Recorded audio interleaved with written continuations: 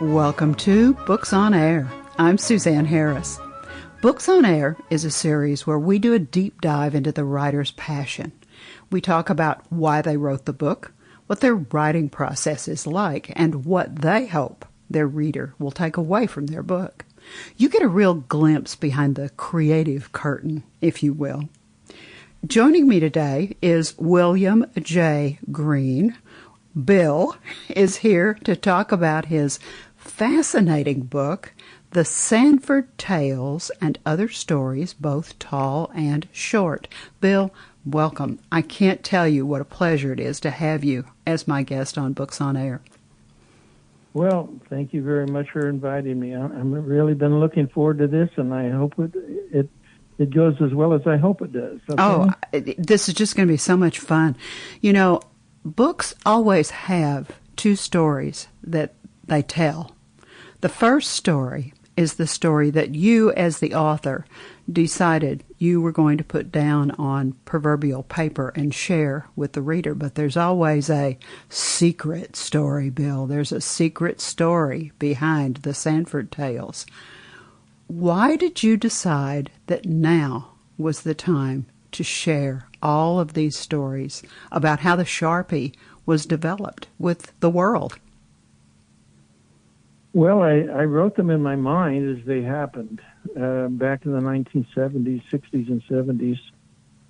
And well, if I could tell a little story now, maybe this would be a good time to do it. I every once in a while I would mention to somebody in conversation that I was a chemist who put together the Sharpie marker. And then I would look at their reaction. And, you know, with the first few years after I left Sanford, I would get a polite, interesting smile or something. But as time went on, there was a lot of interest there. It kept growing and growing. And finally, I was on a train between Albuquerque and Chicago. We sat down for a meal with a group of people that I'd never met before, and that's always a fun thing to do. And somewhere in the middle of the conversation, I dropped my little comment about my work developing the Sharpie marker, and there was a lot of interest. But when the lunch was over, I went back to my seat, and I'm sitting there, and suddenly this young man walks up and looked at me and said, "Excuse me, but I understand you're the chemist that put together the Sharpie marker, and I just wanted to meet you." And that woke me up. I said, "Do you know what? This is a story that needs to be told. And not told just because it's a success story in business, but there's a lot of human interest stories that really puts it together." As you and I talked before we started the interview, you just have 1,000 stories about this. I mean, this is 1,001. You really do. And this is a true American classic told by an insider.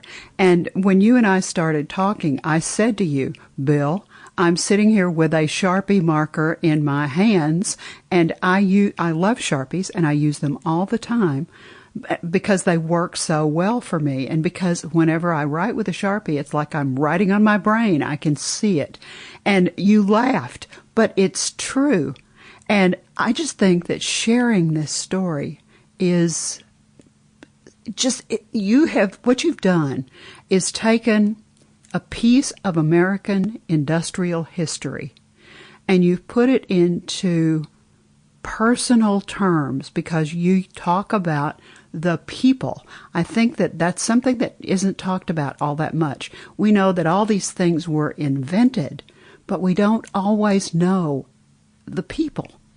And you have taken the time to tell individual stories about the people. Let's give an overview to the listeners about the book because it's so interesting.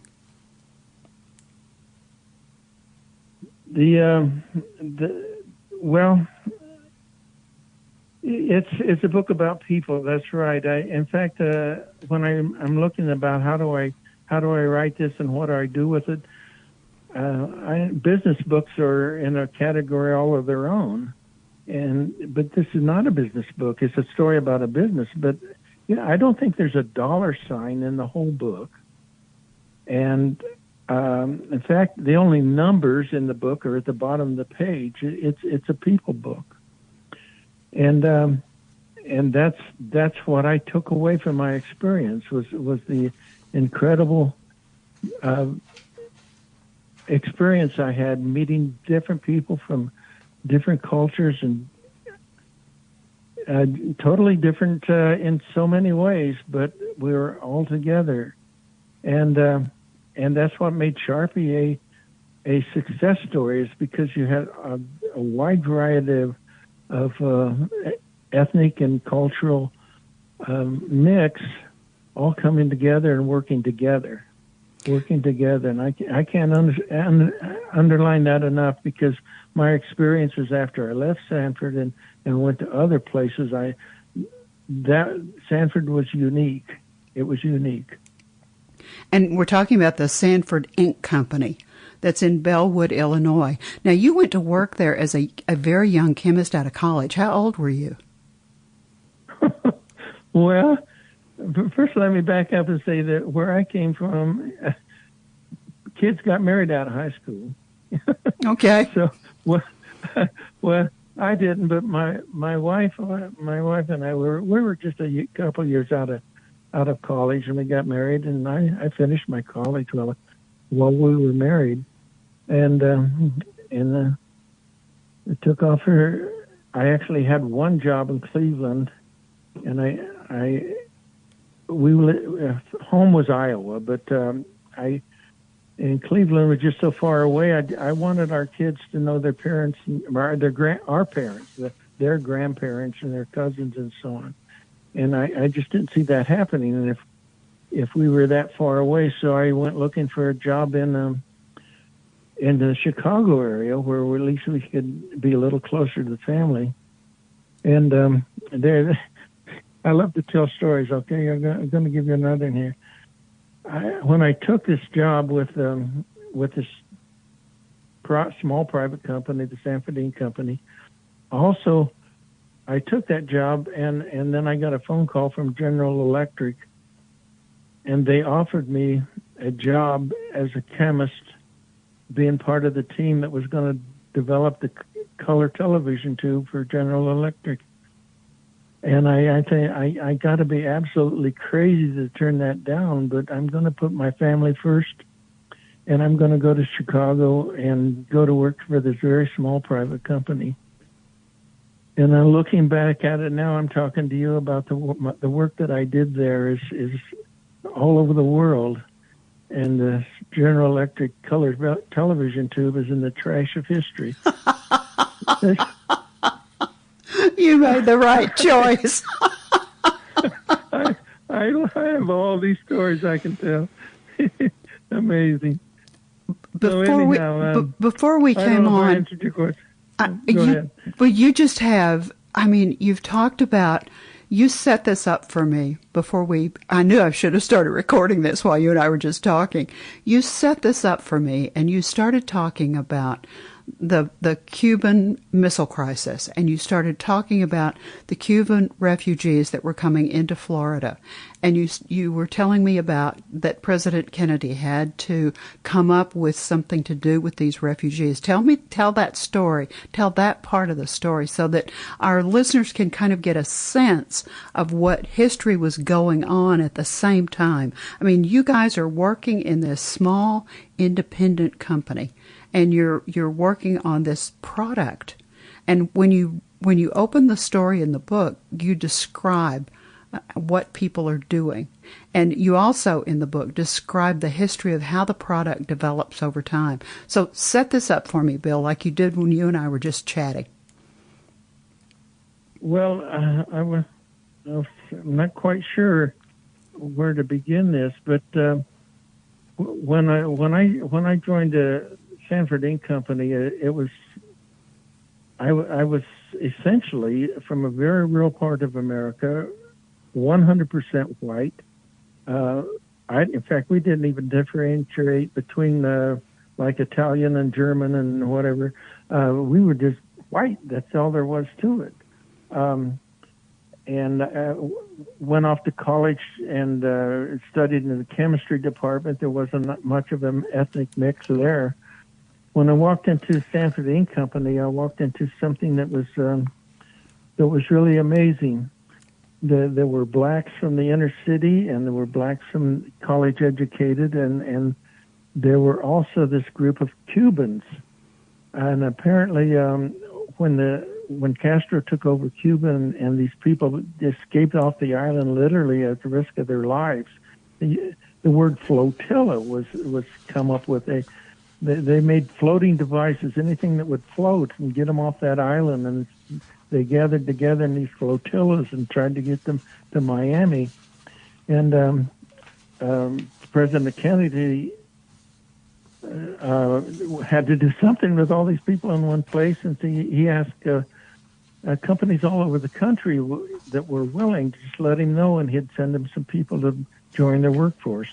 So when I walked into Sanford Ink Company, I walked into an ethnic mix that included these Cuban refugees, and it was really a cultural adventure for me to hear their stories and get to know them. And some of those stories are in my book, and a couple really good ones. But the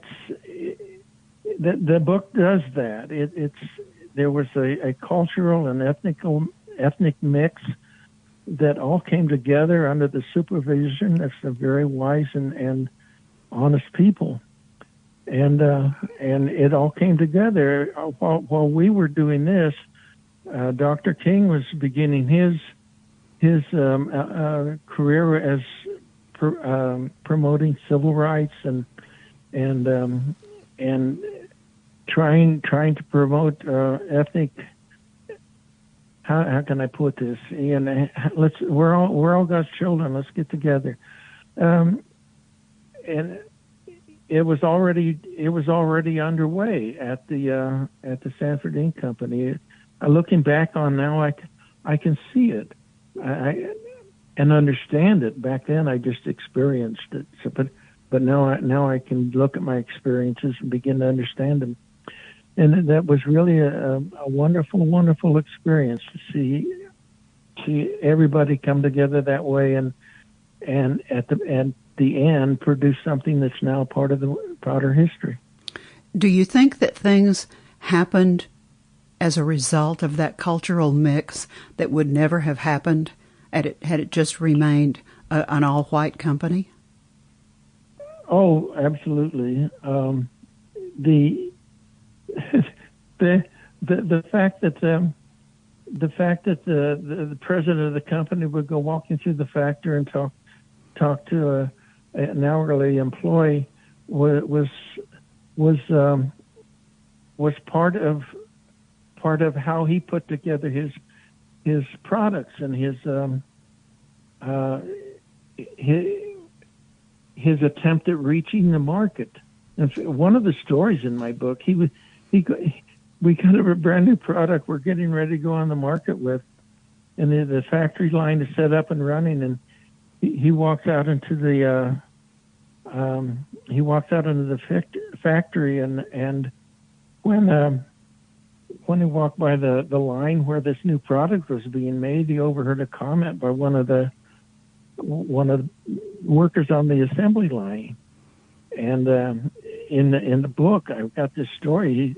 He stopped in his tracks, went back to the PA system and called an emergency meeting, and he shut down the assembly line just based on the comment of one of the people on the assembly line. That whole product got a brand new beginning. And that's only possible because he would listen to somebody on the assembly line. Wow. And it was an everyday thing, not just an occurrence, but it was an everyday thing. Now, was this Chuck Lofgren? This was Chuck Lofgren, yeah. You devote a whole chapter to him.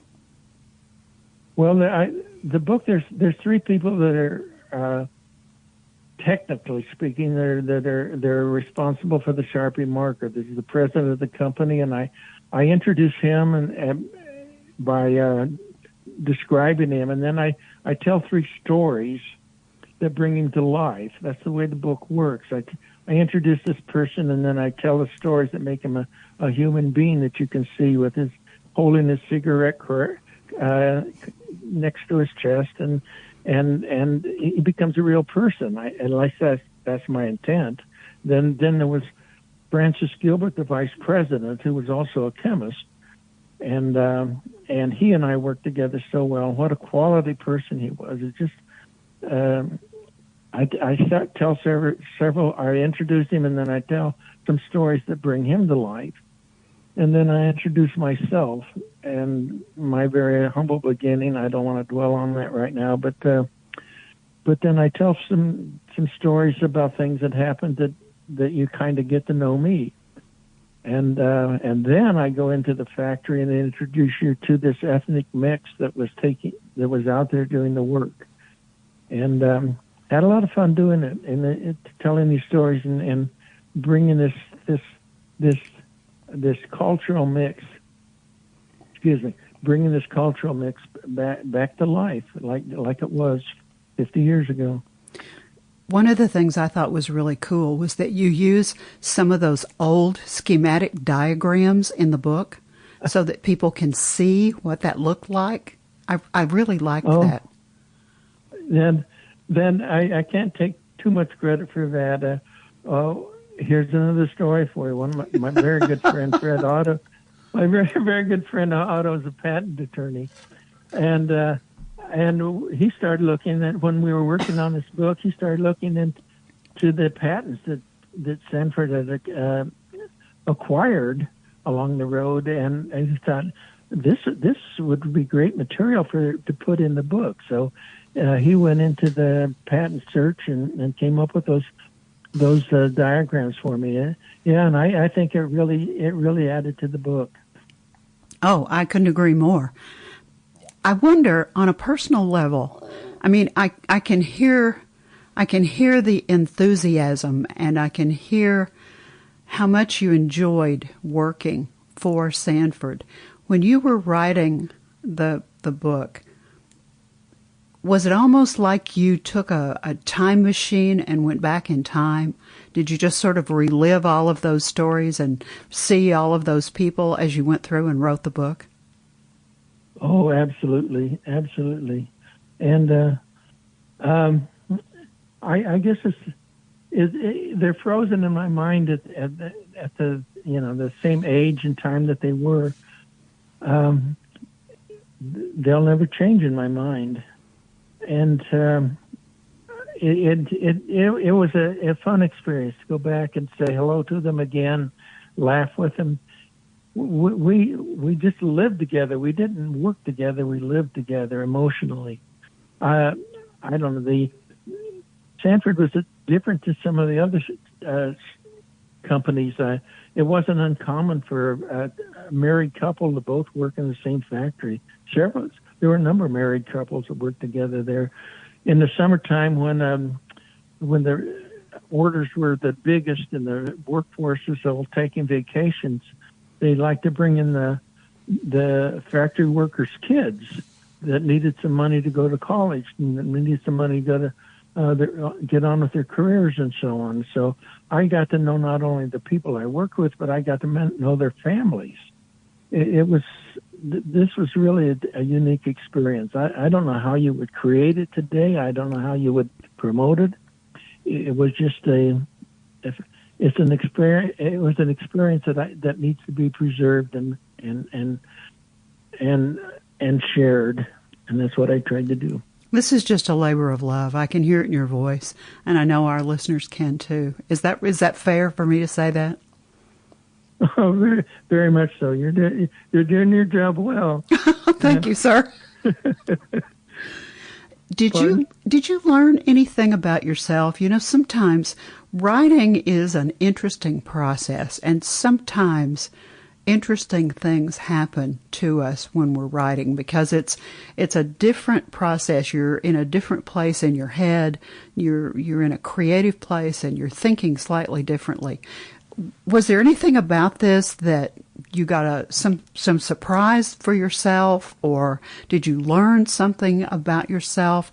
Any kind of revelation come out of this, Bill? Well, yes. There is something that finally I began to realize, and when other people see what they decide they want to do, what I did, write a book. Okay, you know what?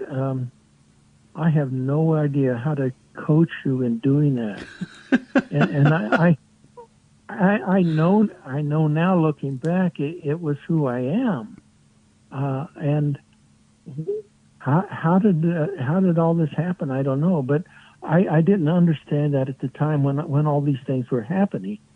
I did some storytelling. I wrote. I took. Oh, here.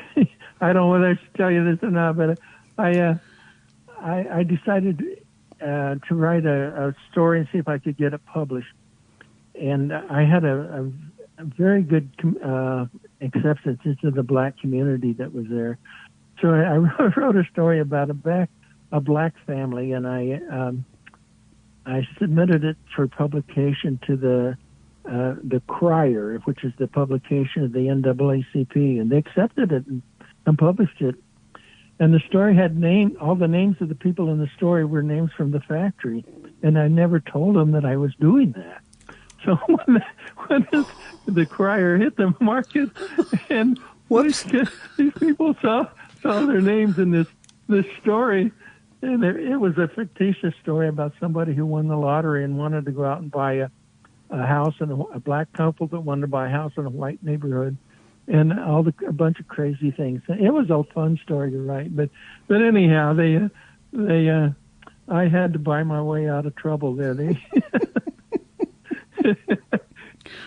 It was fun. It was fun. Bill, as far as what I learned about myself, I guess that I'm a storyteller, and I'm doing it now. I didn't realize when it was all happening, but I realize it now. You are a storyteller. And, I'll bet if you sit down and think about it, this is probably not the only book you have inside you. If you sit down and you really just think about it, because listen to what you've been saying to me about all the people, and you just said that about writing a story that was fiction. There may be another book in there, Bill. Sit down and think about that. Oh yeah, it was. It was something that you're right, something that I am, and so I sat down and do it. That's right. And it's very difficult. You're absolutely right. It's very difficult to try to tell someone else how this process works. I've written fiction and nonfiction myself, and it either you can't explain it. There's something about that creative process that either happens for a person or it doesn't. And I don't know how to tell somebody how to write either. And I used to be an English teacher and try, but it's not that easy. Excuse me. It's like an artist, and you watch these people on television or something. They pick up a paintbrush, and they all of a sudden everything flows, and there's an amazing picture there. Well, I could take the same paint and the same paintbrush, and it doesn't work. It's got to be who you are. There's something there that you start with that's you, and then some people can do one thing. So I couldn't paint a picture if I had to, but I like to tell stories. I'm right there with you. Now, I've got one more question. This is coming. I always like for authors to have their last word about their work, especially a work that's such a labor of love as this one is. I mean, this is just, it's a wonderful book. It's such an inside story of an American icon, really. And there's so much more to it than that. And I know that there are some stories we haven't had time to share. And when our listeners become readers and they pick up a copy of the book, the Sanford Tales and Other Stories, both tall and short, they'll sit down and they'll start to read, and they'll be right there with you, Bill, in the factory, and they'll see all of these people. And as they read the book, when they come to the last page and read that last page, and they close the back cover, whether it's electronically or physically, what do you want that reader to leave with? What do you want them to take away from your book when they finish reading it? Oh boy, I see 3 books. You mentioned earlier that there are 2 books. Well, there's actually 3 books in my case. There's a story here that just comes together by itself if you're paying attention, and if you're not paying attention, you can enjoy the other 2. But I don't dwell on it. But the poverty that I was raised in is storybook, and I remember, and this is in the book. I remember when I was finishing my freshman year of high school. I told my dad, who had a private business of his own, that it wasn't making any money, and I was helping him with it. But anyhow, I told him, Dad, I says, I think I want to go to college and study chemistry. I'd had no idea that I'm ever going to college, but all of a sudden, my senior year of high school, I found out I had an ability with chemistry, and maybe I should follow up on this. And I'll never forget telling my dad that I think I'll go to college, and him standing in his bib overalls and looking at me and so proud. And he said, he made a promise to me. He said, Bill, I'll take care of your mother so you never have to worry about her, so you can go to college. Where's the money coming from, Dad? That's another thing. But I'll never forget that moment. But what Dad did do, he went out and set me up in business. And this is going to be hard for any of your listening to this to understand. But basically, I had a business of my own, and I was dealing with a man there in my hometown that was a legend. When I say a legend, is because he had an experience that shocked the nation. He had a beautiful family of about 8 children, and that were all wiped out in one accident. Oh. And it literally shook the nation. And when he put me in business, the man's name was Richard, and that's the name of the chapter of my book. Richard put me in business, and he was putting me through college while his own children were all buried in a cemetery outside town. And there's something about this that somehow my poverty and his horrible experience come together to produce a product that's now used and loved by people around the world. And there's some sort of redemption message in there that I'm not going to try to explain to anybody, but it gives you something to think about. The whole book, I think, gives people something to think about, and so do you. You have just been delightful. You've been wonderful, entertaining. It's been an absolute pleasure to meet you and talk to you. And I want to make sure that I tell our listeners, oh, no, it's just been great. Now, you can find Bill's book. The name of it again is The Sanford Tales and Other Stories, both tall and short, by William, abbreviated W.M. period, J, capital J period, Green, Green, on Amazon. So go to Amazon, just put that title in or put Bill's name in, and there will be the book. Thank you so much, Bill, for coming on Books on Air and talking to me about the Sharpie and its invention and about the Sanford Ink Company and what a wonderful experience you had there. It's just been my pleasure to talk to you. Well, thank you for giving me the chance to share all of this, because that's something I really feel like I want to do. I get to live it, but I need to share it. Did you have a little fun? Oh, yes, it was fun. Great. You've been listening to Books on Air, brought to you on the webtalkradio.net platform. You can also hear this podcast on Apple, iHeartRadio, and Stitcher. And remember, keep reading, keep writing, and keep telling your stories. Thank you so much for listening.